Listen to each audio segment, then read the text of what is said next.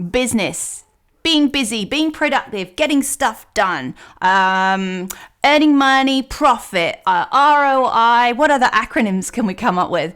What does business mean to you? And what is your business trying to teach you? Let's find out. Welcome to Inner Business, the podcast that delves deep into the soul of entrepreneurship. My name is Selena Woodward, seasoned business owner, qualified business coach, and intuitive guide.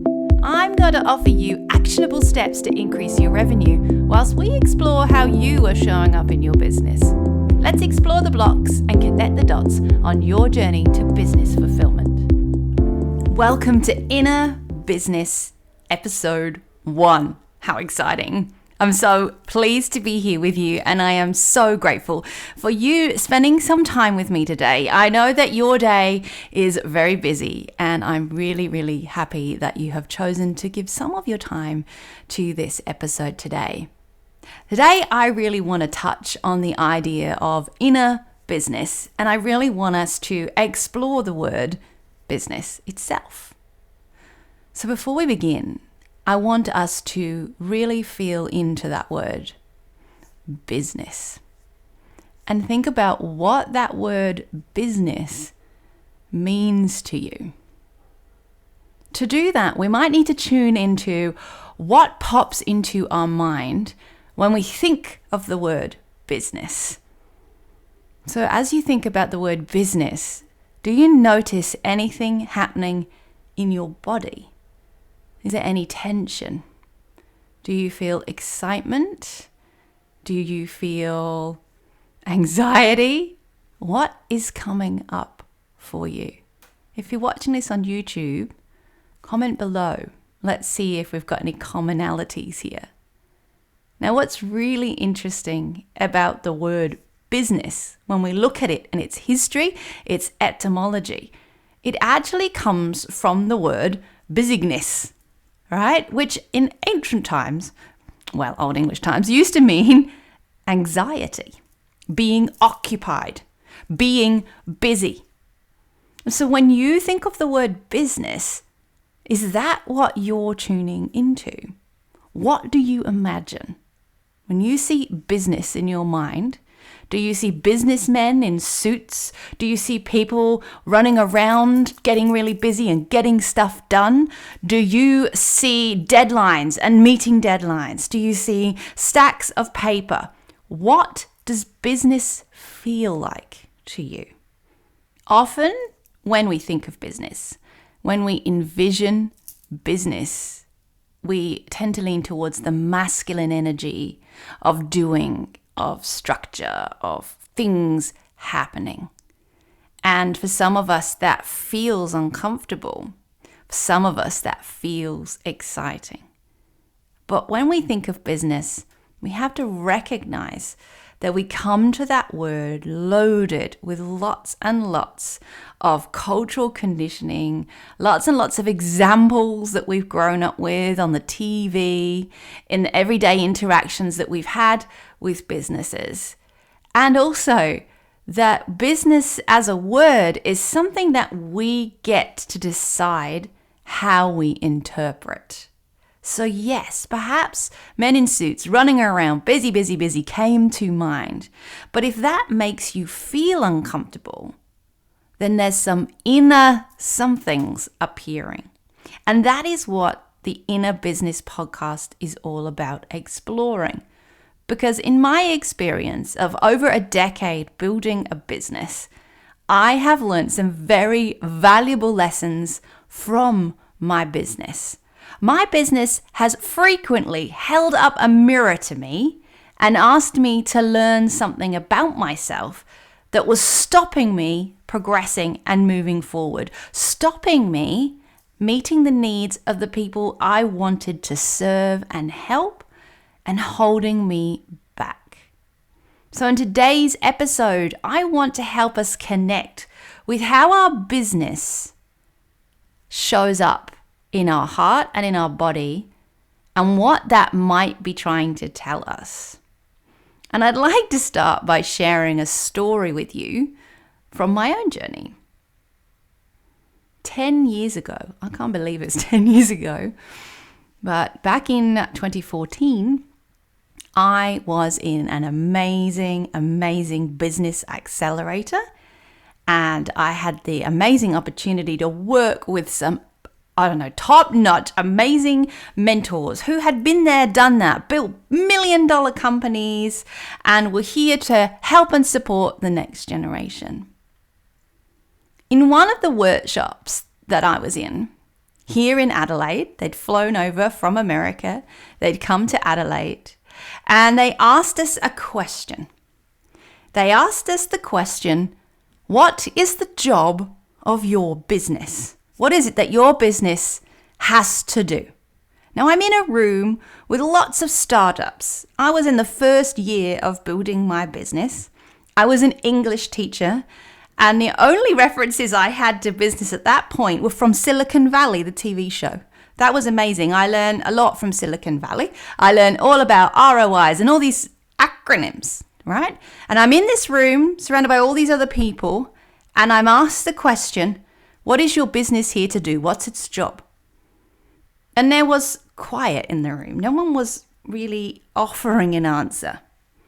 And the presenter said these words, the job of your business is to take money from your customer's pocket and put it into yours. Let me say that again. And this time I want you to really feel the words.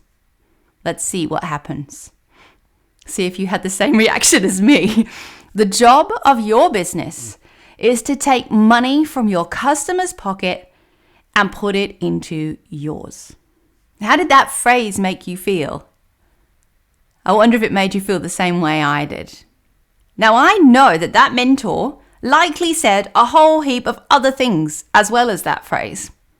But as soon as I heard the job of your business is to take money from your customers' pockets and put it into yours, I had a whole body reaction. I felt really uncomfortable.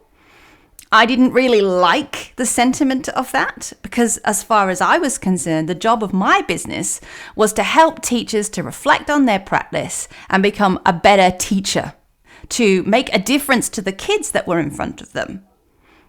I wasn't really that interested in the money, or so I thought.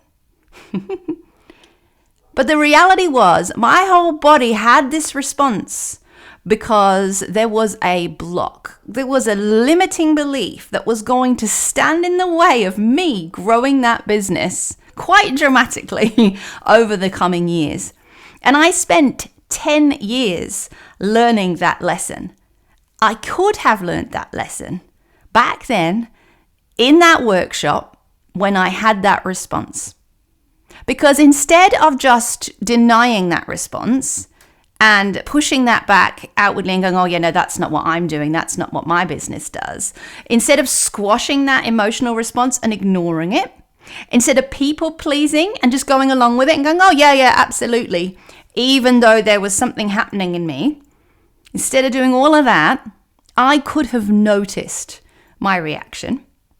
And I could have got curious about why that was coming up and what that was here to teach me. As I say, instead of doing that, I spent years working it out very slowly and holding my business back. You see, the actual reality is she was 100% right. Now, perhaps the way she said it triggered me. For a reason, of course. I wasn't listening, but there was a reason. But she's absolutely right. You don't have a business unless you have money flowing into it. You have to charge money, and the money has to flow in, and then you pay other people for services in your business, and it flows back out. You pay yourself, and you spend your money in other people's businesses, and it flows back out. If you don't charge for your services, you don't have a business. What you have is a hobby. If you don't have profit, you don't have fuel to grow your business. And as you know, growing your business means you get to help even more of the people that you want to work with. I couldn't hear any of that. I shut all that down, and I took way too long to learn the lesson I needed to learn. business holds a mirror to you. It is a beautiful tool. It's like another relationship. And in the Inner Business podcast, we are going to share some great tips on how to make sure your business does put money in your pocket, in your business bank account, so that you can grow and you can reach more people and you can have the lifestyle that you deserve without any guilt. But we're also going to pause and notice as we go what's coming up for us in business. Because as you may have discovered, you have probably read loads of books on businesses. You might have gone and had coaching or consulting with someone. Not me, because I would have made you stop, pause, and reflect on these things. You may have paid lots of money for an online course, and you're still not seeing the growth in your business. Now, that's usually a sign that there's a dot somewhere that hasn't been joined. And as I work with my clients, we often come up against a block. Maybe they don't know how to step forward as the guide in the story that they are presenting. Maybe they are not sure yet. Maybe they don't like asking for the sale. Why not? Maybe their website copy is really vague and says things like, I'm going to empower you with X, Y, and Z. Why is it so vague? Why have you left it so open? Why are you not stepping into your power, sharing your message really clearly and calling people in? What is it that is stopping you? It isn't going to be just about knowing how to do that with business strategy. I guarantee you there's going to be some really good, juicy stuff that you need to work through as well. And that is what we're going to do here in Inner Business, the podcast. Because it took me so long to learn how to do that, my business didn't grow as fast as it could, And I ended up, like in any bad relationship really, where I wasn't communicating with my partner, my business, I ended up building a business that didn't align to me anymore. Why? Because I wasn't showing up as myself. I was showing up as I thought others wanted me to show up. I wasn't really listening to what my business was trying to teach me along the way. And by the time I'd learned that self-awareness, I'd already built a business that I was really struggling to keep the light on for inside. Don't get me wrong, I absolutely loved helping teachers be the best teacher they could be. But in the end, that business wasn't helping me to do that in the way that I wanted it to. It was successful, but it didn't align with my mission and what I wanted to achieve. In fact, that business helped me grow out of that role, which is really exciting, and helped me move into this space where I teach and I mentor and I coach people just like you to grow their business. Now, if you are curious about what might come up for you as we would listen together, as we explore inner business, I'd really like to invite you to join me in a meditation. Over on my website, SelenaWoodward.com, you will find a free meditation that you can download right now. You can find yourself a really beautiful, comfy spot. Make sure you're not going to be interrupted. You need about 15 minutes. Listen to this meditation, and I will walk you through a beautiful scenario where you step into the different energies of your business in 5 different areas, and you can really feel into what is going to come up for you on your business journey. You can find that at Selena Woodward. That's SelenaWoodward.com/meditation. Go and grab that free meditation. Tune into it and feel free to comment below this video on YouTube if you're watching it there, or send me a picture of you in your beautiful meditation space and tag me at BizCoachSelena on Twitter or Instagram. Let's have a chat. Let's see what comes up for you. And make sure you join me in the next episode where we start to really dive into what comes up in a business. That's it for this episode. I'll see you next time for the Inner Business podcast. Take care.